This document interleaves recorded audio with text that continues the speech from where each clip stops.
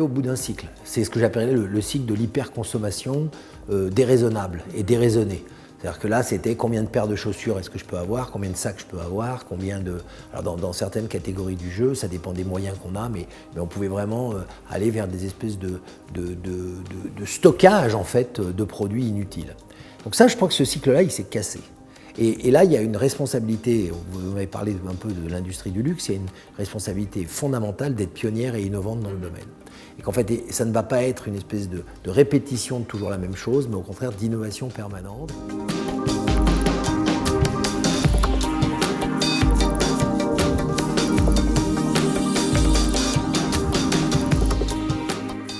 Une innovation, c'est d'identifier une demande, même souterraine, même subtile, qui est dans l'air, et de se dire « je vais répondre à cette demande-là ».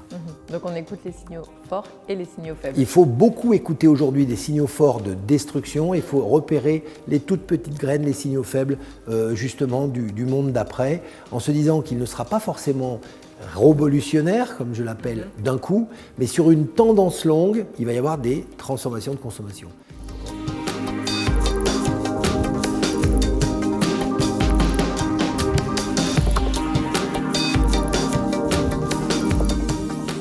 Dans l'innovation et dans la transition, notamment digitale, il y a deux risques que je vois. Le premier, c'est d'être terrorisé et donc d'hésiter à sauter le pas et donc de rester dans son coin en disant mais non, on a toujours fait comme ça, c'est ça notre force, nous sommes de la tradition. Alors c'est certainement vrai pour des métiers excessivement particuliers, mais pour la grande majorité des métiers, on voit quand on regarde l'histoire des métiers qu'ils n'ont jamais cessé d'évoluer en fait par les machines comme j'ai dit tout à l'heure ou par des outils de plus en plus sophistiqués.